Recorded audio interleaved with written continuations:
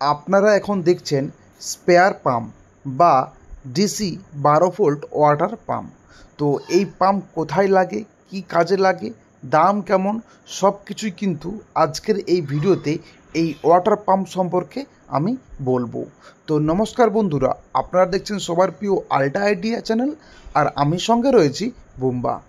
সাধারণত এই পাম্পগুলো স্পেয়ার পাম্পে ব্যবহার করা হয়ে থাকে। তো আপনারা যারা কৃষিকাজ করে থাকেন বা ক্ষেতি মজুরের কাজ করে থাকেন তারা জানবেন যে আগের যে ড্রামগুলো ছিল ওষুধ দেওয়ার জন্য, সেগুলো কিন্তু ম্যানুয়াল, মানে বাম হাত দিয়ে পাম্প করতে হতো এবং ডান হাত দিয়ে ওষুধকে স্প্রে করতে হতো। এখন কিন্তু টোটালটাই ইলেকট্রিক সিস্টেম, সেখানে কিন্তু এই পাম্প আপনারা দেখতে পাবেন এবং এই পাম্প দিয়ে কিন্তু আরও অনেক রকমের প্রজেক্ট তৈরি করা হয়। এই পাম্পটি 12 ভোল্টে ওয়ার্কিং করে। আমরা যদি এখানে 12 ভোল্ট সংযোগ করি তাহলে কিন্তু পাম্পটি অন হয়ে যাবে। তো এই পাম্পটির ভেতরে কী আছে সব কিছু কিন্তু আজকের ভিডিওতে আমরা খুলে দেখব। তো আপনারা দেখতে পাচ্ছেন আমার হাতে কিন্তু 12 ভোল্টের একটি লিথিয়াম আয়রন ব্যাটারি রয়েছে। তো যদি আমি এই লিথিয়াম আয়রন ব্যাটারির সাথে এই পাম্পটিকে সংযোগ করি তাহলে কিন্তু আপনারা এর আওয়াজ শুনতে পাবেন। এখন যে আওয়াজটা আপনারা শুনছেন এটা কিন্তু এই পাম্পের আওয়াজ। পাম্পে ওয়াটার না থাকার জন্য কিন্তু আওয়াজটি এরকম হচ্ছে, ওয়াটার দিলে কিন্তু আওয়াজটি সম্পূর্ণ চেঞ্জ হয়ে যাবে। তো চলুন এখন আমরা পাম্পটির যে কভার আছে সেই কভারটিকে আমরা খুলে দেখি ভিতরে কোন মোটর দেওয়া আছে। আমি জানি এর ভিতরে কোন 12 ভোল্টের ডিসি মোটর ইউজ করা হয়েছে, তো আপনাদের ভালো করে সেটা দেখিয়ে দিই। তো এখানে শুধু পাম্পটার জায়গায় আমরা মোটরটা খুলবো, পাম্পটা কিন্তু আমরা কোনোরকম খুলবো না, কারণ নতুন এটা পাম্প, আমি খুললে হয়তো যদি প্রবলেম হয়ে যায় তখন কিন্তু আমাদের প্রজেক্ট করতে অসুবিধা হবে। কারণ এই পাম্প দিয়ে আমি কিন্তু একটি প্রজেক্ট করে আপনাদের দেখাবো।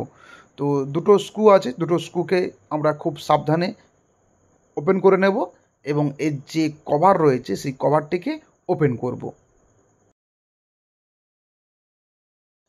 পাম্পটি থেকে কভারটি ওপেন করে নিয়েছি। আপনারা দেখতে পাচ্ছেন এখানে কিন্তু মোটরটি সম্পূর্ণ ওপেন অবস্থায় রয়েছে। তো এখানে আমি কিন্তু আপনাদের আগে ওয়্যারিংটা ভালো করে বুঝিয়ে নেব।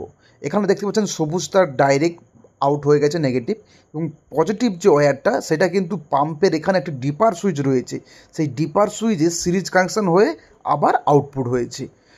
এখানে কিন্তু অটো কাট এই ডিপার সুইচটি, জলের প্রেসার হলে কিন্তু এই পাম্পটিকে বন্ধ করার জন্য কিন্তু এটা সিস্টেম বাদ রয়েছে।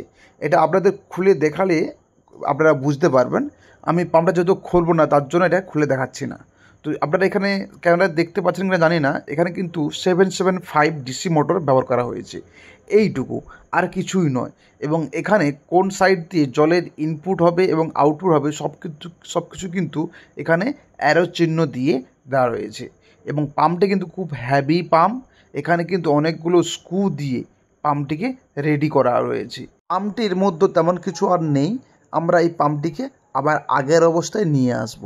তো আপনারা দেখছেন এখানে একটি 775 12 ভোল্টের ডিসি মোটর দিয়ে একটি ওয়াটার পাম্প তৈরি করেছে এবং সেই পাম্পের মাথায় একটি ডিপার সুইচ দিয়েছে, যেটা সিরিজ কানেকশন করা রয়েছে। এই সাধারণ একটা জিনিস, এই পাম্প দিয়ে আপনারা বড়জোর স্পেয়ার পাম্প বা স্প্রে জনিত কোনো কিছু প্রজেক্ট তৈরি করতে পারবেন।